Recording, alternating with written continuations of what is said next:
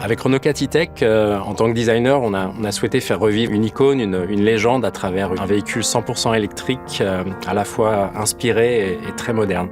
La Renault 4 d'origine, sa raison d'être, c'était le côté très pratique, la fonctionnalité, la polyvalence. La Renault 4 E-Tech, elle perpétue cet esprit pour plaire à ceux qui ont connu le véhicule à l'époque, et on le projette dans le futur pour aussi parler aux nouvelles générations. Il faut conserver l'âme du modèle d'origine, mais le moderniser avec des technologies, avec un langage de forme plus futuriste. Il faut retrouver des éléments emblématiques qui font qu'on reconnaît tout de suite la voiture.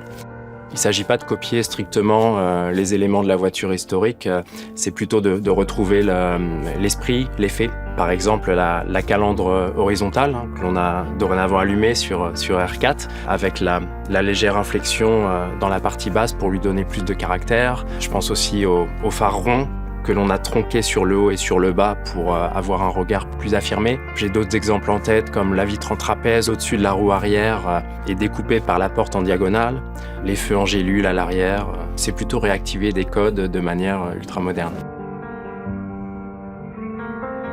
Alors le monde bouge très vite aujourd'hui, il faut amener de la fraîcheur, de la nouveauté, il faut arriver à surprendre, à étonner. Donc on apporte beaucoup d'innovation, de technologie. Faut se poser des questions au niveau de l'aérodynamique, arriver à rendre nos véhicules électriques les plus aérodynamiques possibles pour gagner en autonomie, réfléchir aussi au process de fabrication et aussi à notre manière de dessiner.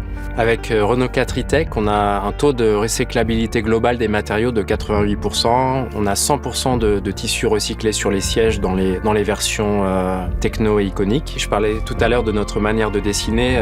Les 3 barres embouties sur les portes d'R4 E-Tech sont un bon exemple de faire un design intéressant, iconique, qui fait également clin d'œil à la voiture historique sans pour autant utiliser 3 kg de polypropylène injecté. On est tous très fiers du travail fait sur R4 E-Tech, un vrai travail d'équipe. Ça a été très intéressant de réinventer une icône comme la Renault 4 historique, travailler sur les éléments emblématiques et les moderniser.